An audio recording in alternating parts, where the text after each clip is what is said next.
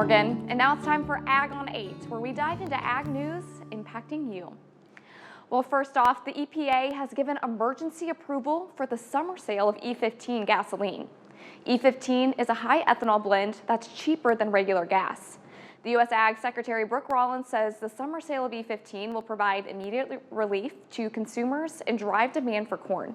The EPA has taken similar emergency actions over the last 3 years. And in Iowa, the Department of Revenue says in 2024, it was a record year for E15 sales. Drivers saved an average of 15 cents per gallon compared to regular gas. Well, some corn and soybean farmers have worries their herbicide costs could increase. And that's because the International Trade Commission is placing a tax on the herbicide ingredient known as 2,4-D. Those duties are on imports from both China and India. Well, it all started when agribusiness company Corteva was concerned India and China were selling 2,4-D into the U.S. for a cheaper than fair price. An Iowa farmer says those generic chemicals have little competition with Corteva's product. That's because they're used in different situations. So that's going to raise my cost, but it's frustrating because those two products don't really compete with each other. So by doing this, they potentially slow down the flow of 2,4-D from other countries and make it less accessible to us either.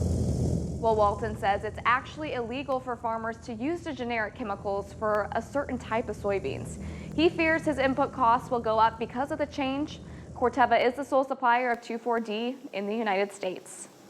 Well, it's likely you've seen farmers out in the field planting their crops for this year.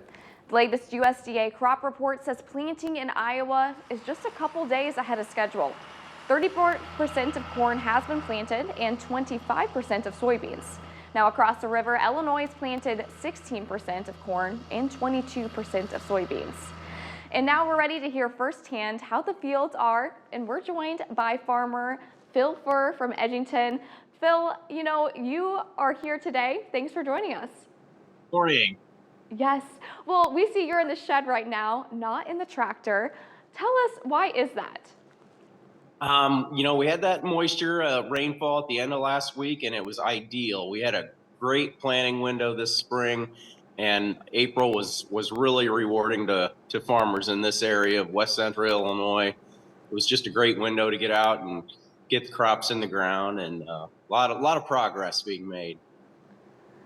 Well, how is this weather situation looking? What's the outlook for the rest of the planting season? It looks like we got a great forecast at end of next week or through next week. I would guess the majority of crops in this region will be done and in the ground and planted.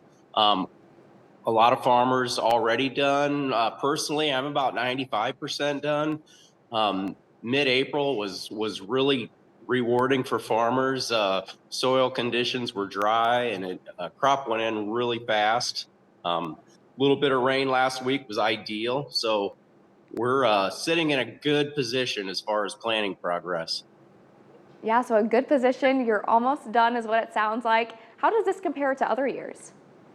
I would say this is one of the better springs I can remember. Just haven't had that major rainfall impacts that we've had in the past. And, rain is always ideal, but planting in a dry spring it's beneficial. It's just helpful to get plants in the ground, seeds in the ground, and everything works a little bit better. So we haven't had the major rainfall impacts in this area that we've had in the past. So no flooding, no issues like that. It's been ideal for us.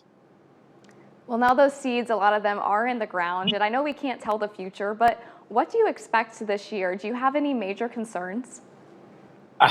Weather-wise, it's hard to predict. The 14-day forecast is about all we can really go off of. Some meteorologists predicting droughts, and every year we hear that, and you really don't know until you get deep into the summer and see where things turn out. If the temperature turns up and the rainfall shuts off, that could happen any given year.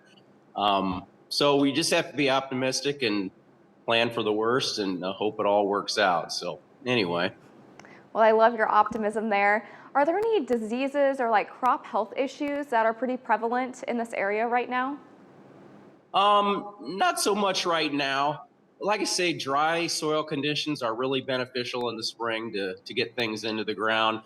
One of the trends in the last few years is to plant soybeans early, and I'd see most of the area has done that, and that's due to a lot of changes in technology, seed coatings, seed treatments that have allowed us to plant soybeans early, and this coating or seed treatment just allows those soybeans to lay in the ground longer, allows to resist a lot of the molds, a lot of the little cold season fungus and things like that that can affect it. So that kind of spreads our workload out, and it's really been helpful to us.